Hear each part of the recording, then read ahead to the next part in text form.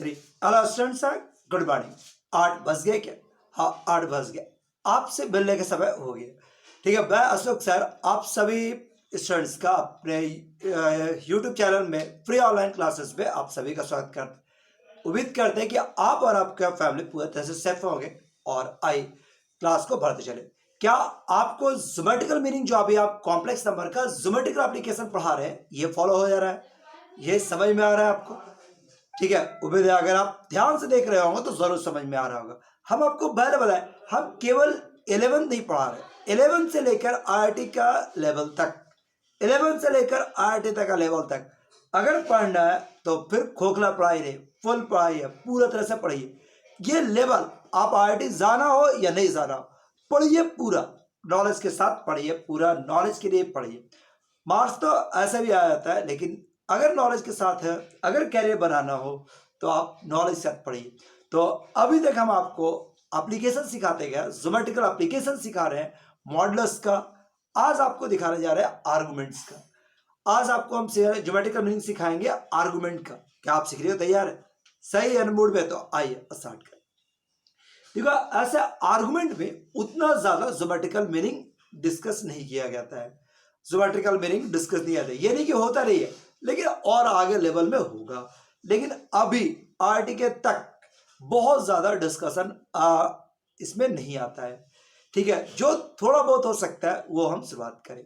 इसको शुरुआत करने के पहले आपको हम कुछ दिन पहले, माने 2 दिन पहले, 2 या 3 क्लास पहले इसका ऑनलाइन क्लास में इसका ज्योमेट्रिकल मीनिंग सिखाए थे आर्गुमेंट का।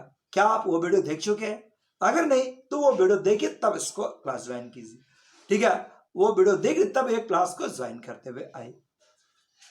तो देखिए, हम लोग आप जरा सा आपको स्लाइड याद दिला देते हैं, क्या हम पढ़ाए थे?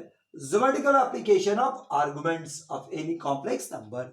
कोई कॉम्प्लेक्स नंबर है, कोई कॉम्प्लेक्स नंबर, उसका ज्योमेट्रिकल बने, उसके आर्गुमेंट का ज्योमेट्रिकल मीनिंग।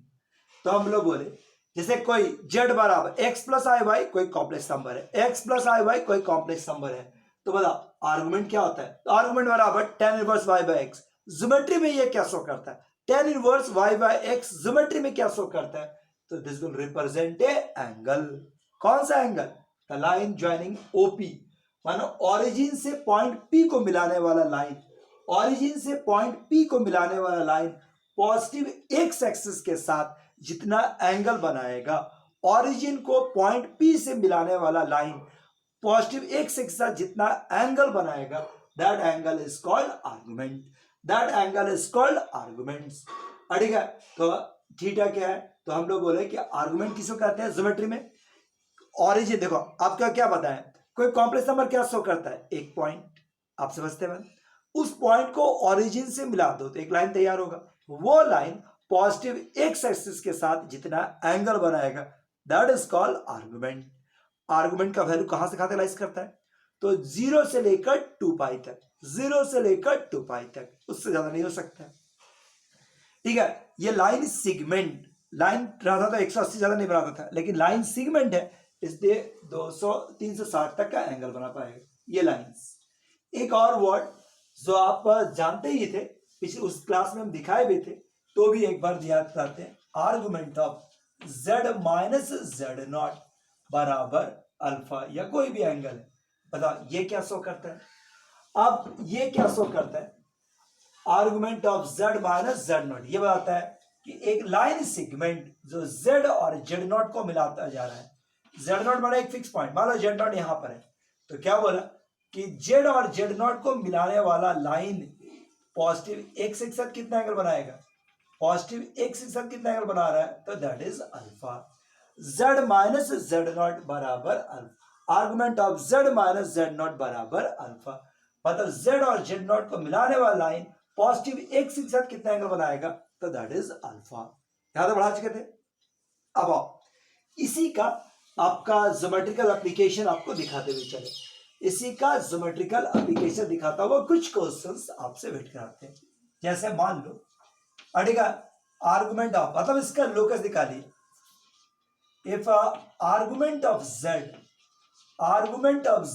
बराबर pi by 6, argument of z बराबर पाई बाय 6, z का वैल्यू पाई बाय 6 दिया हुआ है, then find the locus of z, find the locus of z, z का लोकस निकाल दे, या ऐसा कहा जाए कि find the figure, find the geometrical figure, अड़ेगा, find the geometrical figure on which z lies, on which z lies, वो ज्योमेट्रिकल फिगर बताइए जिसमें z लाइज कर रहा है, find the geometrical figure in which z lies, वो geometrical figure बताइए जिसमें कि z लाइज कर रहा है, क्या याद है? ठीक है, तो समझाओ, क्या आप समझने की कोशिश करो, आर्गुमेंट किसी कोई पॉइंट है जेड, जेड को समझाने की कोशिश करें, जेड का आर्गुमेंट कितना दिया हुआ π/6, मतलब z वो पॉइंट है जिसको अगर ओरिजिन से मिला दिया जाए तो एंगल कितना बनाएगा π/6,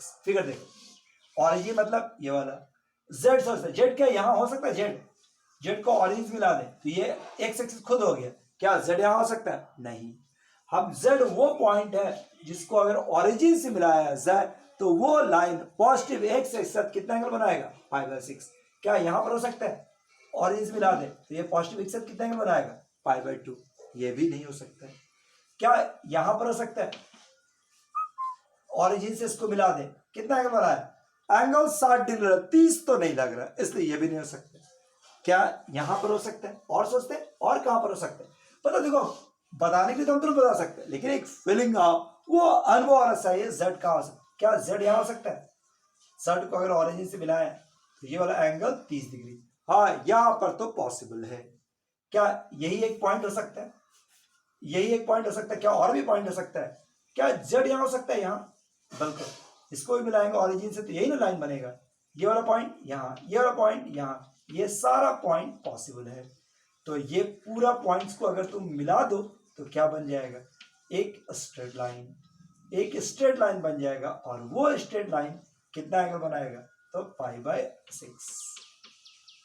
सो हम कह सकते हैं कि z lies on this line, z lies on this line, इस लाइन पर शो कर रहा है, मतलब कहा जा सकता है कि z lies on the line, कौन सा line? Which makes an angle, z lies on the line segment which start from origin and makes an angle π/6 with positive x-axis, that is z lies on the line segment, on the line segment, वैसे line segment पर lies करेगा, which start from origin, which start from origin, जो origin से start होता है, and makes an angle π/6, and makes an angle π/6, makes an angle π/6 with positive x-axis, with positive x-axis, जो positive axis के साथ π/6 का एंगल बना रहा है, क्या ये बात ठीक है? ठीक है, पॉजिटिव एक्सिस के साथ π/6 का एंगल बनाता हुआ चले, क्या ये बात में कोई कंफ्यूजन हो जाएगा? बस अगर यहाँ पर π/4 कर देंगे तो कोई दिक्कत होगा? अगर हम यहां पर π/4 कर दे तो कोई दिक्कत? अरे यही रहेगा सर, इस बार 60-30 की जगह पैदल हो जाएगा, बिल्कुल सर, ये भी तुम्हारे पास कह सकते हैं कि एक लाइन सेगमेंट बनाएगा, एक लाइन सेगमेंट जो कितना एंगल बनाएगा? 45 डिग्री का, ऐसा, और z lies on this line, इस लाइन पर लाइज करेगा, that is z lies on the line segment which start from origin and makes an angle π/4 with positive x axis, जब पॉजिटिव एक्स के साथ 45 डिग्री का कोण बनाता हुआ जाएगा, क्या यह बात ठीक है? बिल्कुल। अगर हम तुम्हारे पास ये लाइन कह दे π/4, बताओ आप बना सकते हो? ध्यान से देखिए, एक क्वेश्चन मान लो ऐसा कर दे कि argument of z is less than π/4, argument of z का जो आर्गुमेंट होगा वो π/4 से कम आएगा, argument of z is less than π/4, क्या दिक्कत होगा? कुछ, z वो पॉइंट है जिसका आर्गुमेंट π/4 से कम, तो जैसे आपको मॉडल्स में सिखा रहे थे, याद करो कैसे बनाए, कि जब भी इनइक्वलिटी आए ना तो हवड़ाइए नहीं, परेशान नहीं होइए, हमेशा वहां पर इक्वलिटी सिंबल लेकर ट्रीट कर जाओ। पर समझने के लिए देखो, यहां पर आप एक मोमेंट के लिए समझो π/4 है, z बराबर π/4, क्या आप फिगर बना सकते हैं? बिल्कुल। जेड वो लाइन है जो कितना एंगल बना रहा है? 45 डिग्री का। अड़ेगा ये वाला एंगल कितना हो गया? 45 डिग्री। लेकिन हम लोगों को क्या चाहिए? क्या ये लाइन चाहिए? नहीं, हम लोग को जेड का वैल्यू पाई/4 से कम। अब आप फिगर बनाने का, फिगर बन गया। अब पाई/4 से कम क्या यहां हो सकता है? अगर हम इसको ऑरेंज मिला दें तो एंगल कितना हो गया? 45 से बड़ा एंगल हो गया। ये वाला नहीं चाहिए, तो कहां पर हो सकता है? एक ऐसा चाहिए जो 45 से कम। क्या यहां हो सकता है? हाँ, यहां पर लग रहा है 40 डिग्री लग रहा है, ये 30 लग रहा है, ये 20 लग रहा है। ये सारा पॉइंट्स मतलब जेड कहां पर हो सकता है? जेड ये जो ब्लॉक है, जेड इस ब्लॉक में कहीं भी लाइज करेगा। शेडिंग रीजन का हम लोग बात कर दिए कि Z lies on the shaded region. Z इसी रीजन में लाइज करेगा। कौन सा रीजन है ये? वो रीजन जो एक्स एक्सिस और 45 डिग्री का एंगल जो है y बराबर x इससे घिरा हुआ है। So z lies on the region, z lies in this region, in the region. कौन सा region? Region bounded by x axis, bounded by x axis जो एक्स एक्सिस से घिरा हुआ है, एंड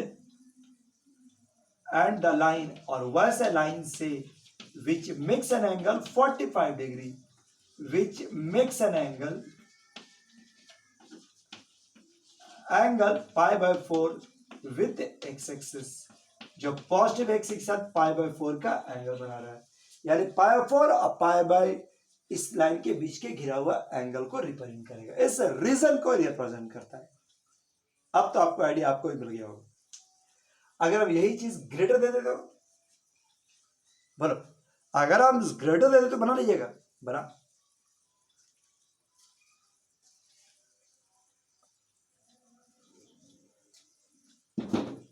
अगर अब यहां पर z का वैल्यू ग्रेटर दे दे तो तुम्हारे पास क्या होगा? हम बोले समझने के लिए हमेशा तुरंत 45 का बराबर साइन लेके बना दो। अब हमको क्या चाहिए? यहां आएंगे तो कम आएगा, हमको बड़ा। तो बड़ा कहां पर? ये लेंगे तो 60, ये लेंगे 75, यहां पर लेंगे तो 90। क्या यहीं पर रुक जाना है? कोई ऐसा रिस्ट्रिक्शन नहीं है। 120 क्यों नहीं हो सकता? 150 क्यों नहीं हो सकता? 210, यानी ये पूरा। So z lies on this region, ये पूरे रीजन में z कहीं भी लाइज कर सकता है। z lies in the whole region which makes an angle, ये pi/4 से लेकर ये पूरा ऐसा, ये पूरा ब्लॉक। सो कह सकते हैं z lies in the region bounded by the line, bonded by the line which makes an angle pi/4, which makes an angle pi/4, which makes an angle pi/4.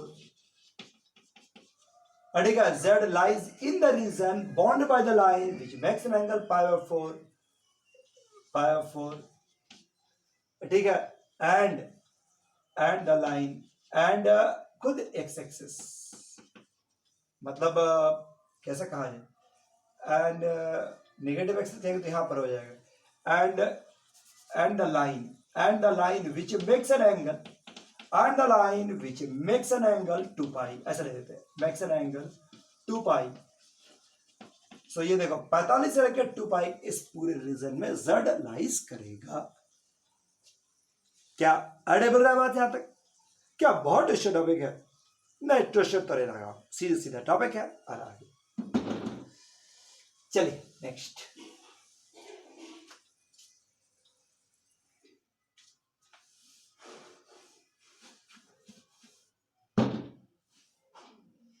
लो देखो, तो ये वाला चित्र लोग बना सकता है। Argument of z is greater than pi/6 और ये हो गया less than pi/3। Argument of z is greater than pi/6 and less than pi/3। ठीक है, ग्रेटर देन pi/6 और लेस देन pi/3। बोलो, इसको डिस्कस कर सकते हैं। चाहोगे तो हो जाएगा, चाहोगे तो बना जा सकता है। Argument of z is greater than pi/6 and less than pi/3।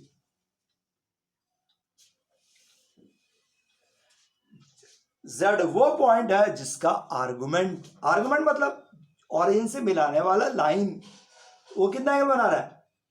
30 से बड़ा और 60 से छोटा, 30 से बड़ा 60 से छोटा। तो हमारे जस्ट को समझो, एक बार 30 को लेते हुए ये ला 30, ये हो गया 60।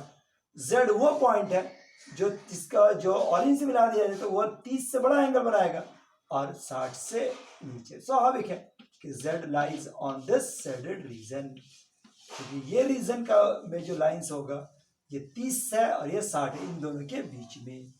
सो z lies in the region, उस रीजन में लाइज कर रहा है।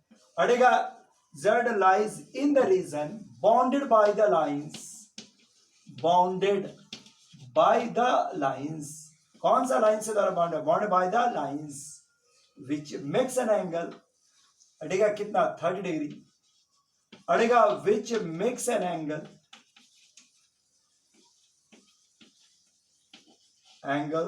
30 degree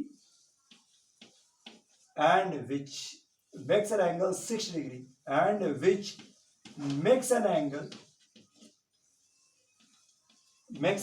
60 degree with positive x-axis। मतलब वैसा लाइन जो पॉजिटिव के साथ 30 डिग्री और 60 डिग्री का एंगल बनाता है, उसके द्वारा जो दो लाइन तैयार होगा उनके बीच में घिरे हुए क्षेत्र में लाइज करेगा। So z lies in this region, पता याद है? ठीक है। सो जेड इस रीजन में लाइज कर पाएगा। अब आगे, अब देखो तो ये क्वेश्चन आप फॉलो कर सकते हैं। Argument of Z minus 2 divide bye Z plus 2 बराबर π/2, बराबर π/2। पढ़े बस देखो, क्या आप इसका ज्योमेट्रिकल मीनिंग दिखा सकते हैं? Argument of z minus 2 divide by z plus 2 is equal to π/2। Argument of z minus 2 divide by z plus 2 बराबर π/2। मीनिंग सोचोगे तो समझ में आएगा। हम भी डील करते हैं, देखो। Argument of z minus 2, argument of z minus 2, z minus 2 argument of z plus 2 बराबर π/2। इसको भी ध्यान से चल जाओ। Argument of z minus 2 plus i into 0, ठीक है। Argument of z minus 2 plus i into 0 बराबर π/2, ठीक है। इसमें क्या बोल रहा है कि z वैसा पॉइंट है जिसको 2 0 से मिलाया जाए और माइनस 2 0 से मिलाया जाए, दो लाइन तैयार होगा, ठीक है। उन दोनों के बीच का जो एंगल्स है, ठीक है, वो π/2। मान लेते हैं ये वाला कितना एंगल बना रहा है? पॉजिटिव एक्स के साथ θ1। ये वाला कितना बना रहा है? θ2। सो θ1 प्लस θ2, इन दोनों का डिफरेंस π/2, ठीक है। z और माइनस 2 को मिलाने वाला लाइन, z और 2 को मिलाने 2 0 को मिलाने वाला लाइन कितना बनाएगा? θ1। z और माइनस 2 को मिलाने वाला लाइन कितना एंगल बनाएगा? This is θ2। दोनों के बीच का डिफरेंस π/2, यानी पहला वाला एंगल बड़ा। ये तो कैसा फिगर हो सकता है? ये वाला पॉइंट से यहां ले लेते हैं, ये आपका 2 0 और ये आ गया माइनस 2 0।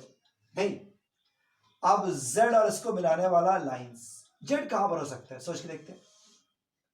क्या z यहां पर हो सकता है? z और माइनस 2 को मिलाया जाए, ये एंगल क्या बनेगा? θ1। देखो बड़ा से, इसको मिलाया जाए, ये एंगल कितना बनाएगा? θ2। तो θ1 और θ2 का डिफरेंस मतलब ये वाला एंगल क्या 90 ऐसा लगता है? लगता तो है। मतलब चलो एक पॉइंट तो ये वाला हो सकता है। क्या और संभव है? यहां पर, यहां ठीक है, यहां पर संभव है कि नहीं? ये पॉइंट्स को मिलाओ, देखो जैसे ये वाला मिला है, ये वाला देखो, बस ये वाला एंगल थोड़ा बढ़ गया तो ये भी तो थोड़ा बढ़ गया। क्या दोनों का डिफरेंस 90 हो सकता है कि नहीं? अब बिल्कुल संभव है। यहां पर यही बात यहां भी आएगा, यही बात यहां भी आएगा। ये वाला बढ़ेगा तो ये वाला बढ़ेगा, ये सारा पॉइंट संभव है। यहां पर संभव है कि नहीं? ये देख लो, ये छोटा होगा तो ये थोड़ा छोटा होगा, मतलब ये सारा पॉइंट संभव है। ये बात ठीक है, ये वाला पॉइंट संभव है। इन सभी को मिला दो तो एक ऐसा फिगर बनने लगा। ऐसा फिगर बन रहा है। क्या नीचे संभव है? सोच के देखते हैं, मिला के देखो, ये वाला और ये वाला, ये वाला और ये वाला एंगल्स इतना बड़ा और ये वाला एंगल इतना बड़ा। इस बार थीटा नीचे वाला पॉइंट के लिए थीटा 2 बड़ा हो गया, नीचे वाला पॉइंट के लिए थीटा 2 बड़ा हो गया।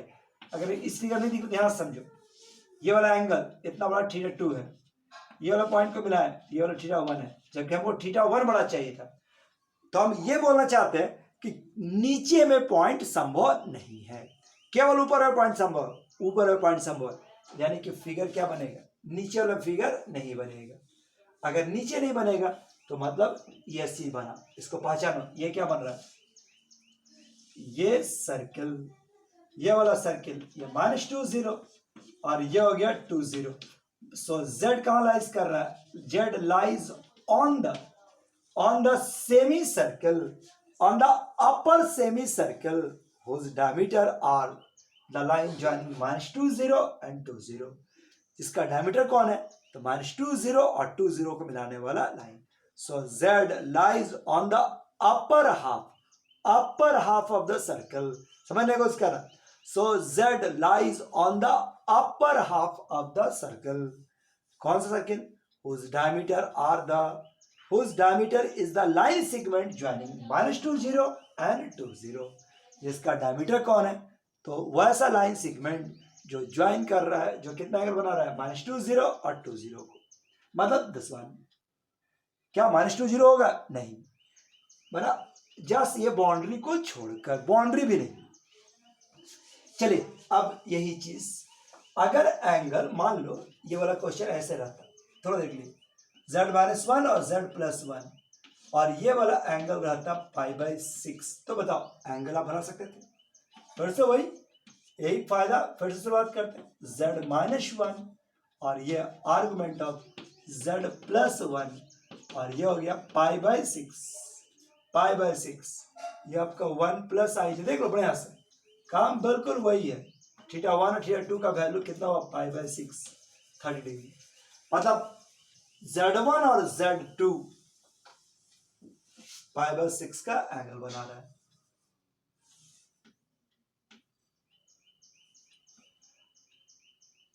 देखो ये आपका -1 0, ये वाला पॉइंट 1 0, z1 वो पॉइंट है अड़ेगा जो π/6 क्या यहां पर हो सकता है? 90 नहीं चाहिए, π/6 30 डिग्री का एंगल। तो ये थीटा 1 और ये थीटा 2 संभव है, यहाँ पर 30 डिग्री बन जाए, ये ठीक है। इन सभी को जब तुम ज्वाइन करोगे ना, ऐसा जितना भी पॉइंट्स है, तो कुछ इस तरह का लाइन बनेगा। मतलब इस बार सर्किल नहीं बनेगा, ऐसा बन जाएगा। ये देखो, ये -1 0 और 1 0 1 0, मतलब ये वाला एंगल कितना बनेगा? π/6। मतलब नीचे पॉइंट नहीं तैयार होगा, बस इतने ही। मतलब हम कह सकते हैं, अड़ेगा कह सकते हैं तुम्हारे पास large segment, greater segment, large segment of the circle, larger segment of the circle, बड़ा सेगमेंट, सर्किल का बड़ा सेगमेंट। हम लोग जानते हैं ना कि अगर लार्जर सेगमेंट में किसी कॉर्ड के द्वारा जो एंगल बनता है वो कैसा होता है? एक्यूट, 90 से कम। तो ये 90 से कम बड़ा, तो दिस विल रिप्रेजेंट्स। सो कह सकते हैं कि z lies on the larger segment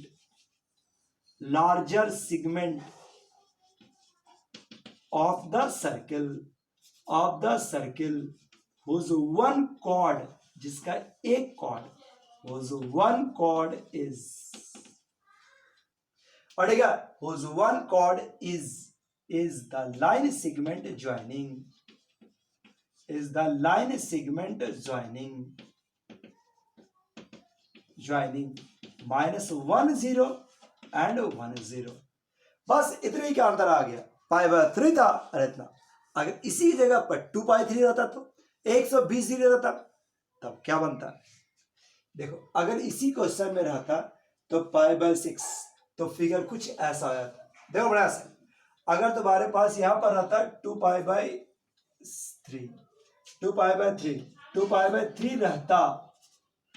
2π3 रहता, तो फिगर कुछ ऐसा बन जाता।